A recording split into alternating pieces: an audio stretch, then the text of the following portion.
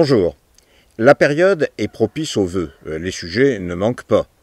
Du travail pour tous, des salaires décents, les retraites sauvegardées après la loi Macron, nos services publics préservés, la santé, l'éducation, la justice, la sécurité et quelques autres pourraient tenir la corde. Tiens, que la volonté des Gilets jaunes, quelques années après, soit enfin réalisée. Voilà un beau vœu qui concentre tous les autres. Macron dehors, pour en finir avec son arrogance, en finir avec sa politique. Mais depuis des semaines, Israël et la bande de Gaza vivent sous la terreur, sous les bombes, sous la mort. Comme le disait Albert Camus, ni dans le cœur des individus, ni dans les mœurs de la société, il n'y aura de paix durable tant que la mort ne sera pas mise hors la loi. La mort hors la loi, voilà un vœu qui se respecte pour aborder 2024, non? Avec le 7 octobre, un déchaînement de violence sans précédent s'est abattu sur le Moyen-Orient. La responsabilité des islamistes du Hamas, qui ont exposé les Palestiniens de la bande de Gaza aux bombes de Netanyahou et de l'extrême droite israélienne, apparaît dans toute sa clarté.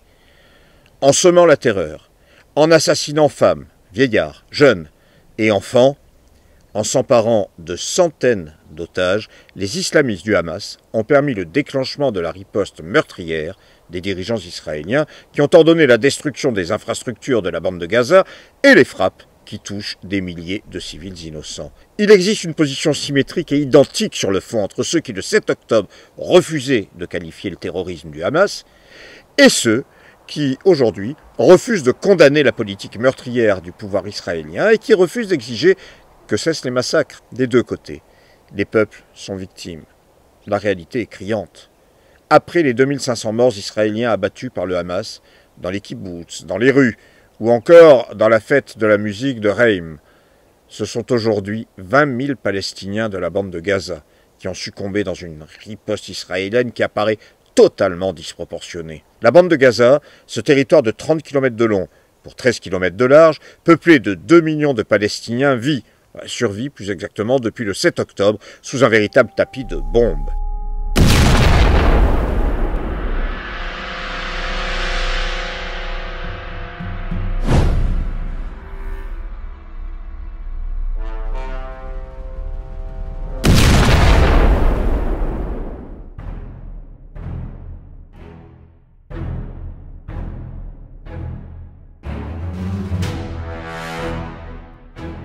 Des milliers d'enfants, de femmes, d'hommes totalement innocents sont simplement tués lorsqu'ils ne sont mutilés à vie par les bombardements. Le massacre doit cesser maintenant, sans plus tarder. Je sais que je serai taxé d'antisémitisme en évoquant ce simple point de vue humanitaire, en osant affirmer que la vie d'un enfant, quelle que soit sa nationalité, sa couleur de peau, sa langue, et la contrée où il réside doit toujours prévaloir sur toute autre considération. On m'objectera la nécessité d'éradiquer le Hamas. Mais ce qui n'a pas été accompli depuis plus de 2 mois, avec les moyens militaires mis en jeu, ne le sera pas plus demain dans la poursuite des destructions massives des biens et des personnes. L'éradication du Hamas, pour être réelle, doit être politique, au sein du peuple palestinien comme dans chaque pays où l'islamisme politique se développe, ouvertement ou insidieusement. La dynamique de violence enclenchée depuis les meurtres perpétrés par les islamistes du Hamas le 7 octobre doit stopper dans l'intérêt des Palestiniens, bien sûr, mais aussi dans l'intérêt des Israéliens. Tous les observateurs, un tant soit peu impartiaux, s'accordent à reconnaître que la situation à Gaza est une véritable catastrophe humanitaire. Il s'agit d'une situation apocalyptique, déclare par exemple Joseph Borrell, vice-président de la Commission européenne et chef de sa diplomatie. Il ajoute, je le cite, « Le niveau de destruction des immeubles à Gaza est plus ou moins identique, voire supérieur, aux destructions dont ont souffert les villes allemandes pendant la Seconde Guerre mondiale. » Le secrétaire général de l'ONU parle, je cite, d'un cimetière pour enfants. Nos équipes sont dans un danger ultime à Gaza, alerte pour sa part Médecins du Monde, dont le président relate des opérations chirurgicales à même le sol et des amputations sans aucune anesthésie. L'ONU intervient-elle pour autant ? Le veto américain veille pour permettre au gouvernement israélien de poursuivre son œuvre. Les États-Unis présentent donc leur veto dans l'enceinte des Nations Unies pendant qu'ils livrent les armes à l'armée israélienne sur le terrain. En 2013, le quotidien israélien Haaretz révélait que depuis 1948, plus de 233 milliards de dollars d'aides économiques et militaires avaient été distribués à Israël par les États-Unis. En 2022, plus de 3 milliards ont été versés à l'armée israélienne. Et bien en 2023, Joe Biden compte accorder une rallonge de 14 milliards. Sans cette aide, Israël devrait cesser les bombardements quotidiens sur Gaza. Mais la guerre a du bon, surtout pour les marchands d'armes, pardi, n'est-ce pas, que ce soit en Ukraine ou à Gaza. Du coup, l'ONU, que les grands de ce monde appellent en général au sauvetage à la première occasion, se retrouve impuissante, incapable de prendre une position écoutée, une position respectée. Pourtant, la réalité est là. Est-ce exagéré de parler d'une riposte israélienne démesurée? Plus de 10 000 bombardements ont touché la bande de Gaza. 10 000. Plus de 20 000 hommes, femmes et enfants ont été tués, plus de 50 000 blessés. 50 000. 85% de la population a été déplacée du nord au sud, puis bombardée au sud, avant de chercher refuge dans le moindre réduit encore épargné. La famine tue tout autant, sinon plus que les bombes.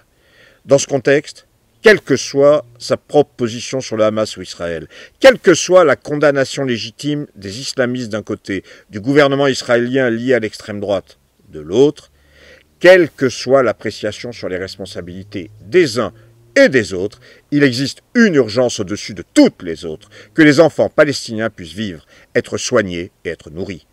Les massacres doivent cesser. Voilà tout. Le silence des armes doit être imposé, mais ce vœu est-il bien réaliste? La perspective d'une paix durable et juste au Proche-Orient semble en effet avoir rarement été aussi éloignée qu'aujourd'hui.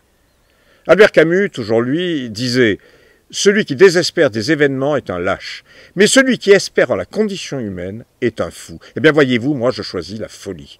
Je fais ce vœu, alors que les populations civiles sont utilisées en qualité de bouclier humain par les islamistes du Hamas. Et que les mêmes populations civiles subissent un siège israélien provoquant des pénuries, des souffrances et des morts. Oui, je fais ce vœu dans une situation marquée par l'occupation illégale des territoires selon les résolutions du Conseil de sécurité et de l'Assemblée générale des Nations unies. Je fais le vœu de la paix alors qu'en Cisjordanie, prenant prétexte des crimes du Hamas le 7 octobre, les colons redoublent d'énergie pour exproprier les Palestiniens et étendre leur colonie. Ce vœu est-il bien réaliste lorsque le droit d'exister des Israéliens est systématiquement remis en cause pour justifier le terrorisme dont ils sont victimes? Lorsque des dizaines d'otages subsistent dans les mains du Hamas ou d'autres groupes terroristes et que des centaines de prisonniers illégalement détenus croupissent toujours dans les prisons israéliennes. Les bombardements doivent cesser, les massacres doivent cesser. Comment peut-on en effet accepter que les populations civiles soient la cible alors que les chefs du Hamas ont pignon sur rue, sont hébergés, financés et bien traités au Qatar par exemple, alliés des puissances occidentales qui soutiennent Israël? N'y a-t-il pas là un jeu de dupes? N'est-ce pas dans cette direction qu'il serait bon de regarder plutôt que de bombarder femmes et enfants dans la bande de Gaza? Comment peut-on accepter que le gouvernement israélien, Netanyahou en tête, ait utilisé le Hamas durant des années pour asseoir son propre pouvoir en Israël et fait mine aujourd'hui de découvrir une réalité qu'il connaissait? Comment accepter que ce gouvernement continue d'encourager la colonisation accélérée en Cisjordanie, histoire d'interdire une solution à deux États sur le terrain? Enfin, et cela concerne la démocratie, le droit d'expression, la liberté du débat. Comment accepter qu'au nom du juste combat contre l'antisémitisme, toute critique et condamnation du gouvernement israélien soit qualifiée d'antisémite et soit donc durablement disqualifiée? Le plus grave concerne évidemment l'avenir. La politique, soutenue par les grandes puissances capitalistes occidentales, ne peut que nourrir l'antisémitisme précisément, avec des générations de jeunes Palestiniens haineux, prêts à s'enrôler du pire des côtés. Voilà aussi pourquoi la guerre, et avec elle les massacres, doivent immédiatement cesser. Les plus sceptiques, qui veulent avoir un discours réaliste, ne voient d'autre solution que la situation existante, légèrement aménagée, figée, à la marge. Mais le droit légitime d'Israël de se défendre, qu'on ne saurait assimiler au droit de tuer des civils et des innocents, s'il n'est accompagné d'une perspective politique claire, constitue à terme une impasse pour les Israéliens eux-mêmes. En réalité, il pourrait exister deux solutions qui exigeraient toutes deux du peuple palestinien et des Israéliens une action forte. Pour en finir avec les islamistes, d'une part, pour en finir avec Netanyahou et les intégristes israéliens, d'autre part. La première, partant de la situation, reviendrait à permettre l'existence de deux États. L'État d'Israël, d'une part, qui doit être reconnu par toutes les parties, et un État palestinien, d'autre part, dont les conditions exigeraient d'Israël une prise de position contraire à celle du gouvernement Netanyahou et de ses alliés. L'arrêt de la colonisation en Cisjordanie, la restitution des territoires occupés et le démantèlement des colonies. La seconde solution reviendrait à la constitution d'un seul État, démocratique et laïque. Démocratique car garantissant des droits égaux et une représentation égale à tous les citoyens, laïque dans le sens où il garantira la liberté de conscience et ne pratiquera aucune ségrégation sur la base de l'identité religieuse, ethnique ou autre. Un État permettant enfin la vie commune entre juifs et arabes, notamment le droit au retour des réfugiés palestiniens qui le désirent. Qu'on défende une solution à deux États, ou à un seul État démocratique, la solution sera politique ou il n'y aura pas de solution. Et pour aider une solution politique, il faut maintenant en finir avec la guerre, faire que le massacre cesse. Toute nouvelle bombe qui tue ou mutile dans la bande de Gaza ne peut que retarder et entraver un peu plus, au détriment des femmes, enfants, hommes innocents, une solution politique indispensable. Merci d'avoir suivi cette vidéo et de bien vouloir la partager. Je vous invite à cliquer sur le petit pouce, quelque part sur l'écran, pour lui permettre d'être mieux référencé. Je vous invite également à vous abonner à ma chaîne, si ce n'est déjà fait, pour être informé au plus vite des nouveautés. Vous pouvez également me retrouver sur le site La Sociale, où avec quelques amis nous publions éditos, articles, la réflexion.